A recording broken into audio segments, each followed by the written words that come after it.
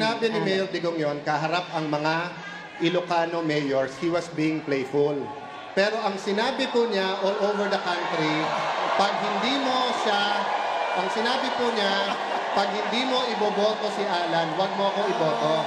Pero, hindi ko po tinatanggap yan kasi siya kailangan natin. Ako po, kahit hindi niyo ako iboto, 100% Duterte.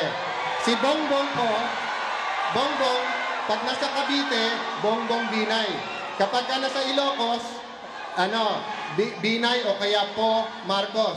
Kapag ka nasa Mindanao, Duterte, Bongbong. Yan po ang klase ng pamumulitika niya.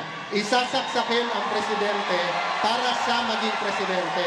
Ako, wag niyo na ako gawing presidente. Alalay na lang ako ni Mayor Duterte.